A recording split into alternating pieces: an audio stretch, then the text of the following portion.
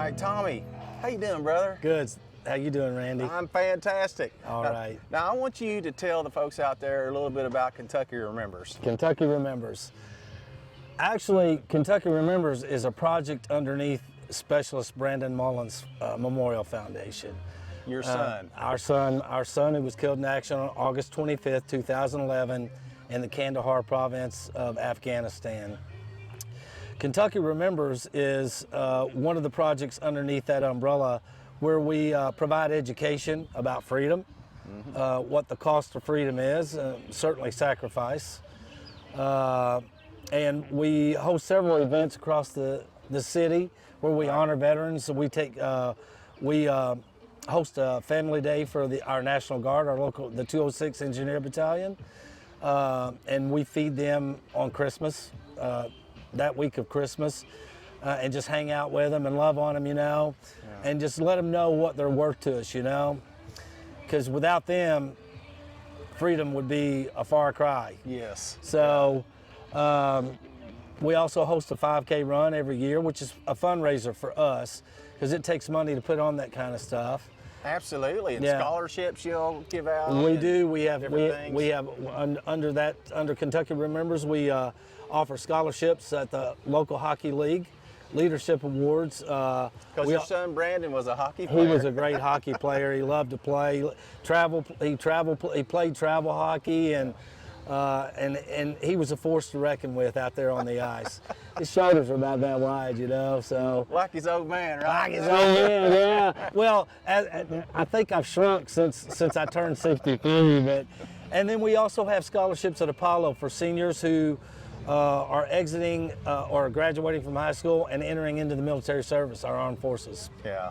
Man, you all do a lot for the community, a lot for veterans, and especially I love how the organization which you all are a part of, you and your wife Kathy are a part of, the VET organizations, Veterans Empowerment Together. Veterans Empowered Together. Empowered Together. Yep. And then the displaying of the flags. There's people over there right now taking pictures, in remembrance of fallen soldiers. Yeah. And like you said, this weekend, Memorial Day weekend, Memorial Day itself, you all got the 5K going on down here. Be hundreds of people down here, right? There will be, yeah.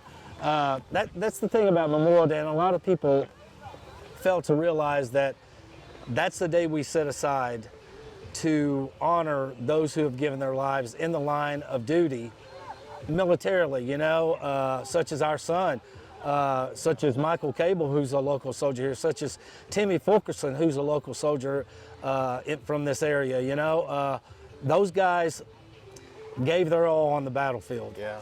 And that day, we set that aside to honor them. The cookouts are great. Placing flowers on family grave sites is great.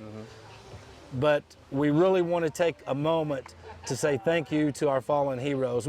Absolutely. Obviously they can't be here to thank them, but Right. we can say, hey, we remember you and we honor you. Yeah. Yes, Kentucky Remembers. Yep. That's right. We can remember you. Yeah. You all have done so much for this community, and I know you've inspired other communities and other places to do things for veterans, which is very much needed. From my understanding, not all places are like Owensboro with such a supportive group with veterans. There's a lot of places that are not. I'll tell you what, but while we're talking about that, maybe somebody's watching from another community that thinks, you know what? Maybe we should have something like this in our community. Yeah. How could you inspire them? What would you say to them? Well, firstly, I would say take a look at a monument like this right here. Yeah. This monument was erected by Herschel Woody Williams Foundation. And currently, Herschel Woody Williams is a Medal of Honor recipient. That medal he received from the Battle of Iwo Jima in World War II. He was a flamethrower.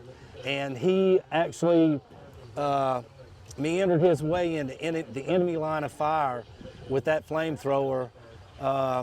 He was a Marine, a warrant officer, and he founded this. His foundation was actually founded for the Gold Star families across the United States. If you talk to Woody, who's passed away now within the last year, if you talk to him personally, he would say, I'm not a hero. that person didn't make it home is a hero to me. So that foundation, he founded it. They erect these across the United States, and currently there are 122 of these across the United States. 70 are in the works right now. 9 of these exist in the state of Kentucky. Wow. 9 of them. And this brings focus to those soldiers who gave their lives, who paid the ultimate sacrifice for freedom. And for those who would like something like this in their community, or would like